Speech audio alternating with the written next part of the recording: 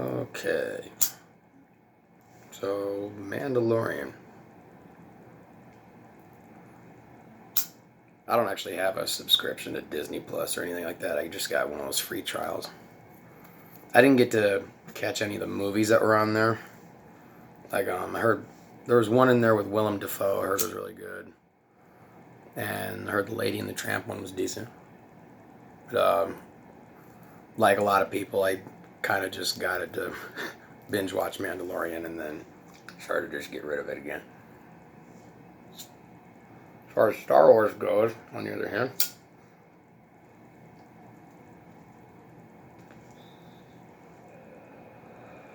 I'm not what you'd call a like Omega Star Wars fan, but it's got a shit ton of them.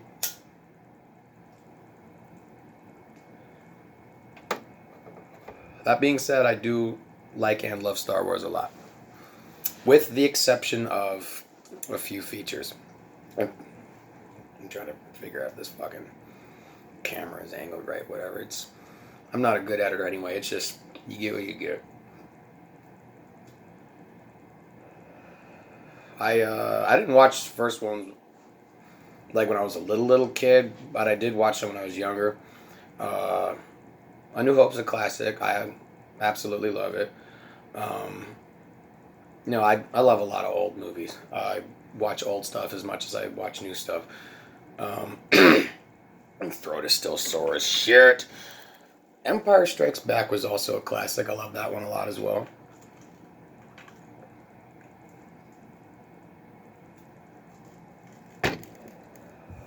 And I do not dislike Return of the Jedi, but I wouldn't say that I'm in love with it either.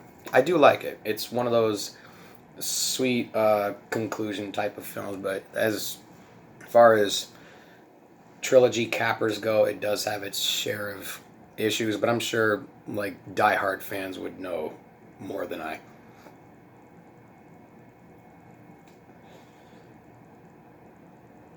There's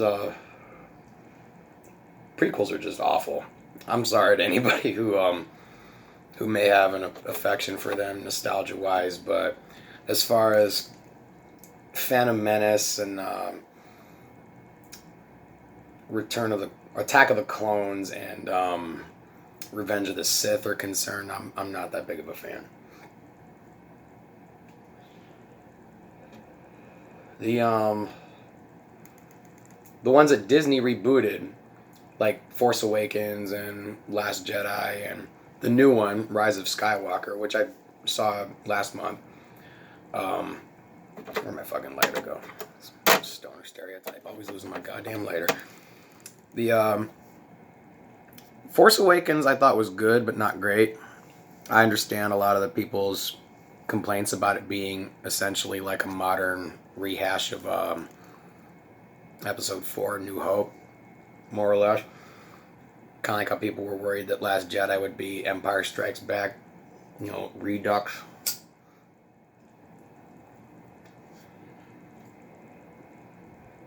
I actually kind of like Last Jedi a bit more on the first time I saw it. But the primary reason I think it pissed a lot of people off was that second act was the part where everyone recognized it as being very similar to the prequels that everyone grew to distaste so much, and they just all threw their hands up like, oh fuck, not this shit again, not this goofy adventurous shit again. We want to get to the story that we like.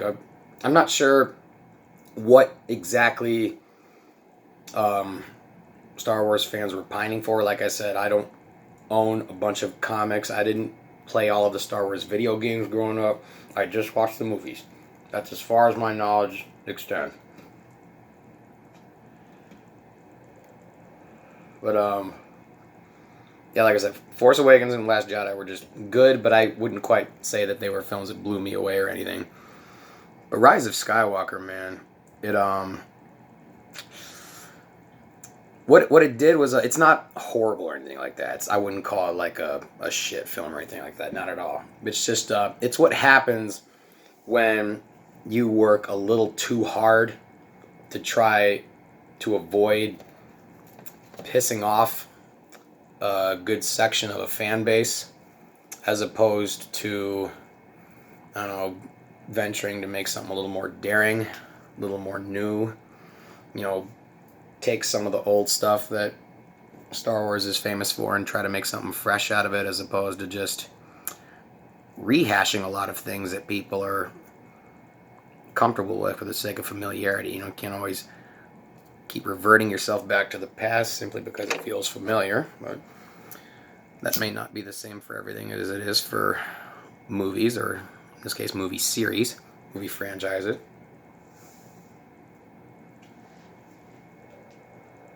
But as far as the other ones are concerned, like the Star Wars stories, before Rise of Skywalker, I can get that in a second, but Rogue One was very good. As far as the new ones that Disney's put out, that's probably one of my personal favorites. I saw that.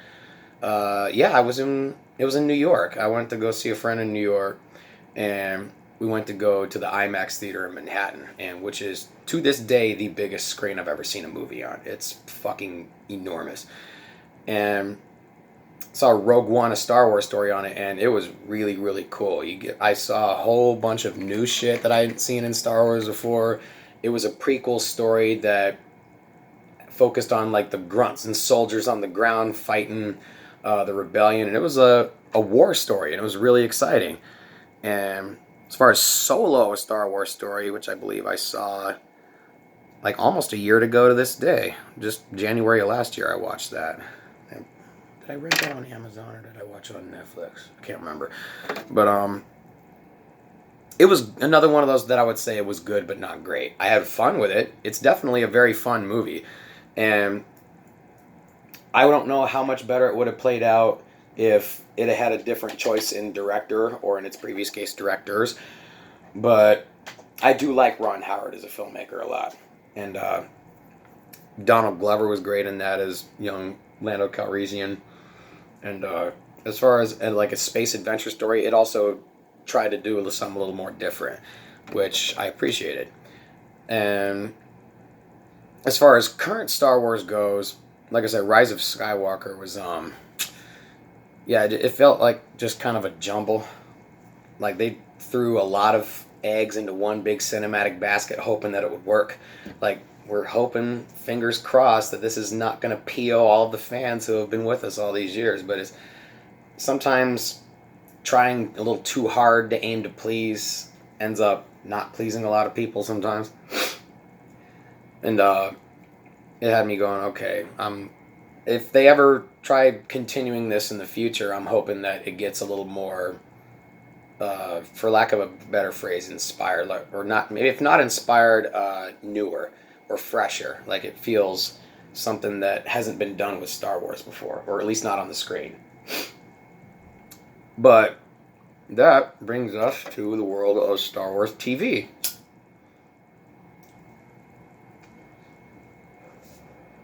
Mandalorian. I, after binging these 8 episodes, am a fan. I like this show a hell of a lot. I enjoyed the shit out of The Mandalorian, man. This is the kind of Star Wars shit that I want to see more of. I'm sorry, this thing keeps cutting off the top of my head and my fucking eyes. But I'm trying to keep away from my notes so the shit don't fall down.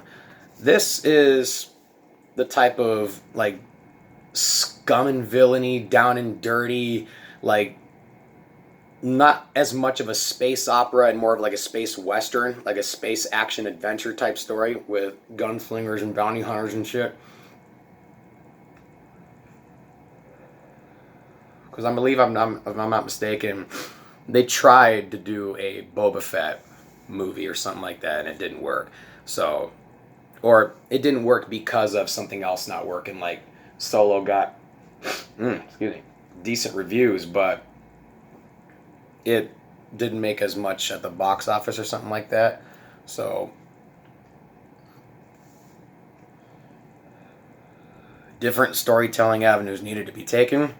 And Mandalorian, you get all of the qualities of, Boba Fett and the Mandalore, which I didn't really know much about, but now I know quite a bit about it thanks to the show. The first episode alone is quite good. It's not a perfect intro, but it's still quite a solid introduction into this character and his story. You don't see Pedro Pascal. You hear him for the vast majority of the show, but you don't see his face because that's the Mandalorian. You know, this is the way, as they say in the show. Fucker went out again. This is the way, meaning that once your helmet goes on, it never comes off. And if you do take it off, you can never put it back on again. Or something like that. Or, yeah, he said he can't show it in front of any living thing. Yeah. And that if he does, that if he takes it off, he can't put it back on again. So he's not, like, oh, you do that, you're not welcome back.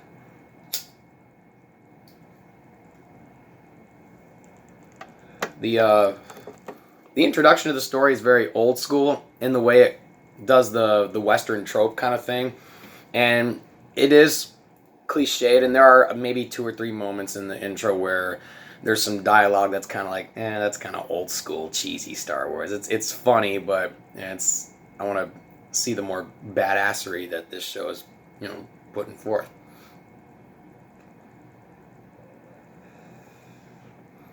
One of the best parts about the show is not just the main character, but all the supporting players they got. They got a damn good cast for this. All the supporting characters, even if they're in there just for just a small time, they make a lot out of their time. It kind of goes without saying, but Werner Herzog makes a perfect Imperial evil lord.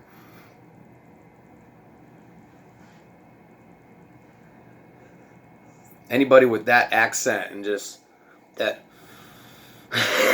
He looks like he's up to some shit, always.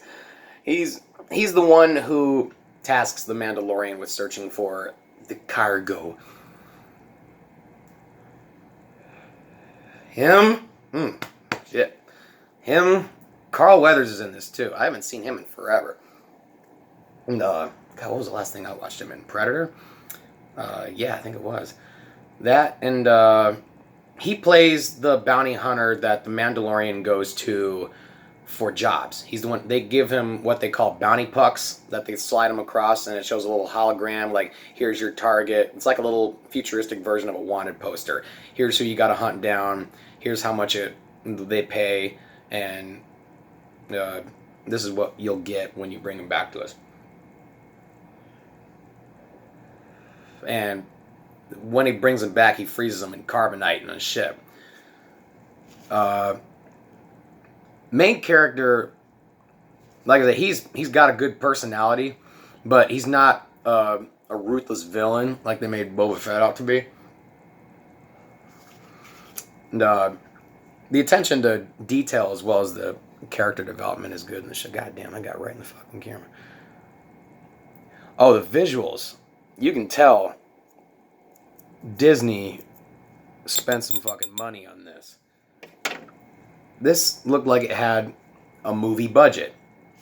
Visuals were amazing, honestly. The mixture of practical effects and CGI was just splendidly done. I felt like I was watching a really good movie put out in theaters that just so happened to get put onto streaming instead.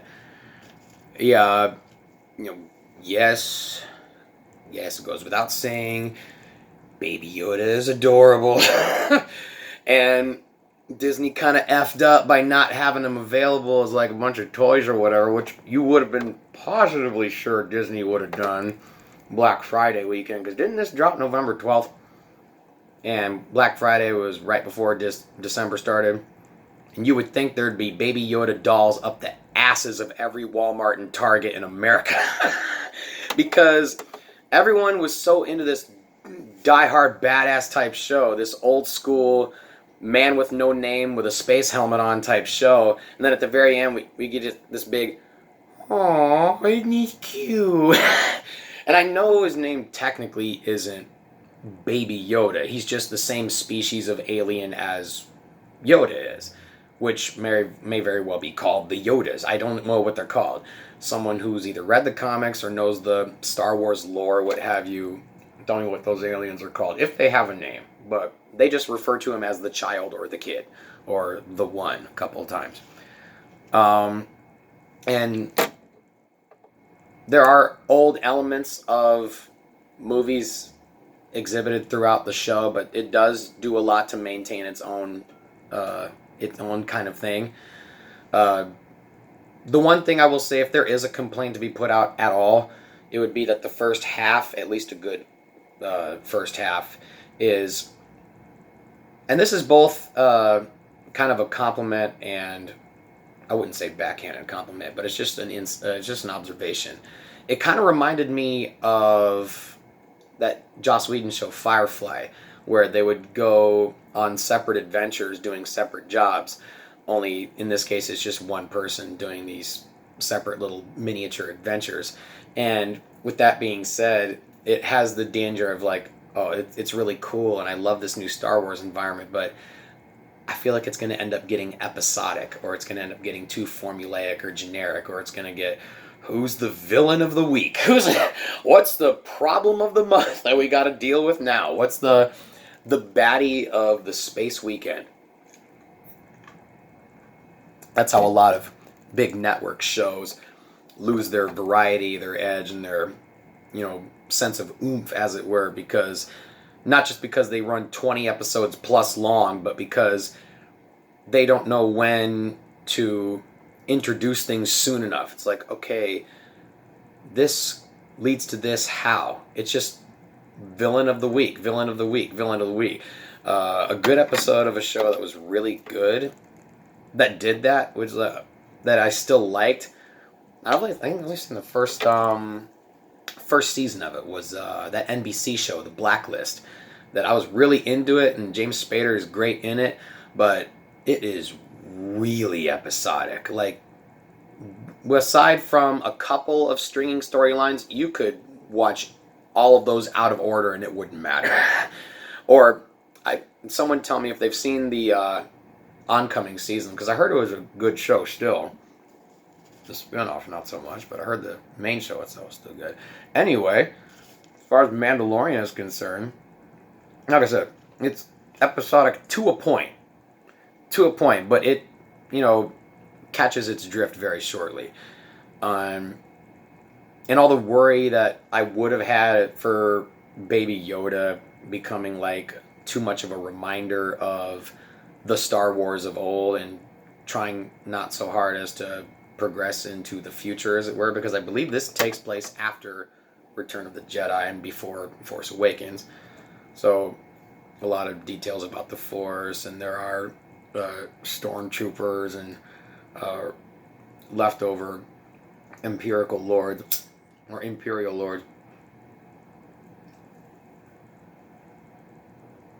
Not just Werner Herzog's character, but Giancarlo Esposito's in there too. The droid that's at the beginning, voiced by Taika Waititi, who I believe also directs an episode. I like that robot character. He kind of reminded me of the one in Rogue One, only if the one in Rogue One actually had more guns on him and shot shit. But it took one of the characters that you would see in the movies, like, oh, that robot looks badass, he's going to do anything? Oh, now they're all gone. They're not going to do anything. That's what they did in one of the movies. But this one, they take at least a couple of them and they give them a chance to shine. In the third episode, a friend of mine told me that the third, was it fifth or sixth episode, and then the final episode were all the best ones. Because the end of the third one, it really gives you a lot of details about the Mandalorians as another race or creed of people. And he was not born into the Mandalorian way. He was kind of adopted into it. The main character was. And, I'm not sure if they actually mention his real name or not. Most people just call him Mando, short for Mandalorian, or Mandalore. Is there a planet called Mandalore? Someone let me know about that. But the score. I've heard someone say that they didn't like the score that much. I like the score. I like the score a lot. It's very, it feels like a more space version of, or like a more sci-fi version of something like Indiana Jones. Or like a very 80s sort of uh, Spielbergian adventure. And even though the fourth or fifth episode, I forget which one, but the episode where they go on this adventure to break somebody out of a prison, that one's a really good episode. And Bill Burr, who's a fucking hilarious comedian, has a part in there playing a dick, just playing a complete asshole and being perfect at it because that's what he's good at. If you've never seen his stand-ups on Netflix, watch those. They're absolutely hysterical. The last couple of episodes are probably my absolute favorites. They're the ones that have me the most edge on my seat. They're the ones that, kept me more into the story. They got less and less episodic as they went on, and they really drew me more into the story. And the action was slick. It was so well done. The humor was on point. I laughed out loud quite a few points. Not just at, Baby Yoda and the little images that ended up as GIFs and memes on Facebook or whatever. There's something that a couple stormtroopers did towards the end that I was laughing out loud at, because you could tell that was straight up Taika Waititi humor.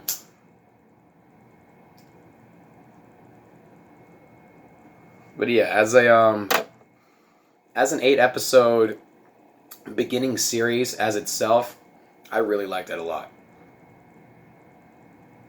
I had a ton of fun with this.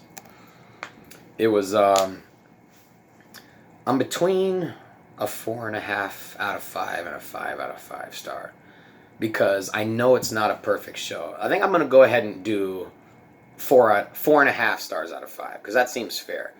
It's not like squeaky clean, spotless. It does have some flaws here and there. It's not something I would say the greatest thing Star Wars has done since the first Star Wars, but it definitely is the kind of Star Wars that would get somebody excited, without overusing the phrase, excited about Star Wars again. It feels like something new. It feels like a fresher introduction to more Star Wars environments. Like, this is a galaxy, damn it. I want to see more parts of it. The original Star Wars movies, as much as people love those characters and the nostalgia touches their hearts as kids, it feels like you're going to high school sometimes. Like, these planets feel like classrooms. Like, when do we get to venture to other areas? And where do we get to explore different horizons? Like, I'm not going to dare say Star Trek, because that'll start a geek war. Fuck it, Star Trek. But as far as space adventures goes, and not just Star Wars, it's another one that's easy to recommend to people who are either huge Star Wars fans, or maybe they're tired of Star Wars and they just want something new. It's like, all right, I keep seeing they keep rehashing the same stuff, the same characters, same details. At least inject something with some, variety into it, or something that feels like it gives it some more life, or some newly added life. And this has a lot of potential for that. I know Disney Plus has plans for doing other shows. Like, I know they have an Obi-Wan Kenobi show, which I believe is supposed to be kind of like a space western in and of itself. Like, I'm not sure the exact details on that show, but I just know that that character is supposed to have his own series on the streaming service as well. So, and that would be a good one to stream too. If it was as entertaining and I'm trying not to use the word formulaic or episodic, but if it was as captivating story-wise, if it had always had new avenues to explore, then it would remain a really gripping show. Then it would remain something to watch every week, because I know it's not like Netflix where the season drops and it's all there.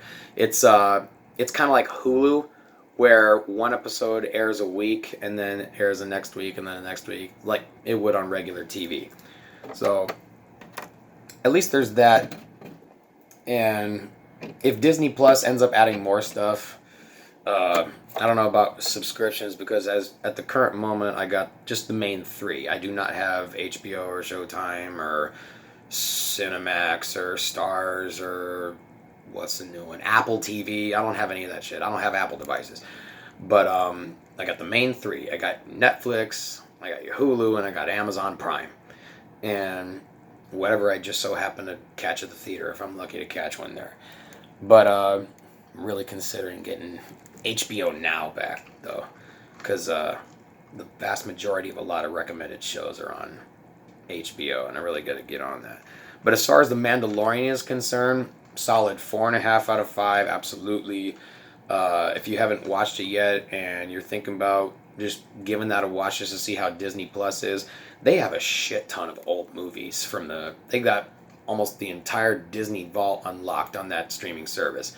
So if you're a big Disney fan, then by all means, that's the streaming service for you. They got every damn thing on there.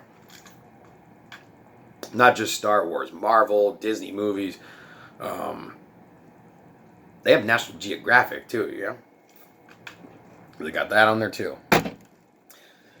And Pixar and all the Pixar stuff as well, and all the animated stuff. There's a bunch on that catalog, and yeah, it's the number one thing I'd recommend to watch if you're wanting something new with Star Wars on the big screen that feels like it's something that it would invest you more in the new Star Wars adventures.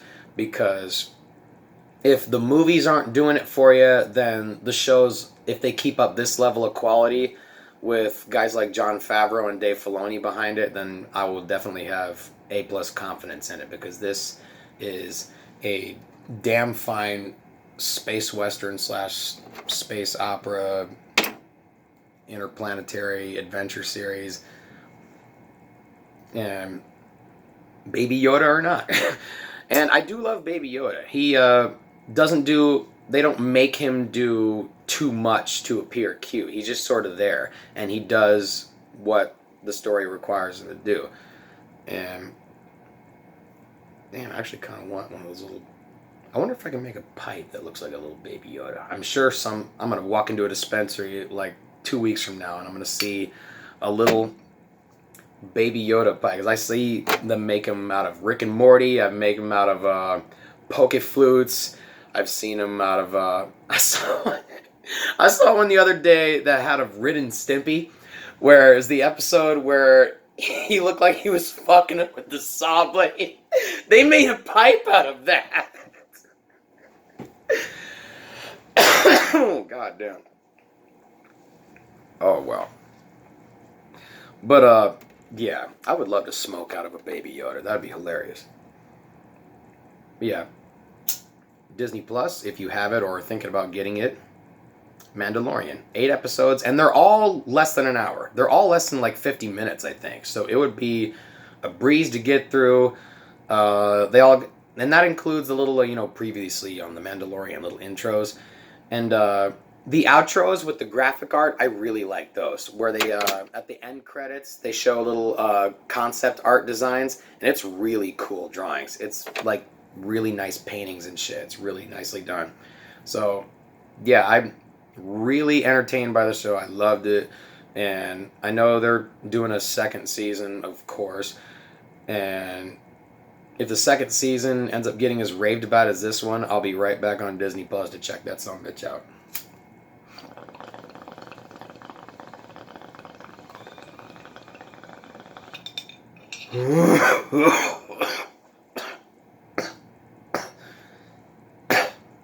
Still don't know what the shit this is. It's good though. Thank y'all for listening.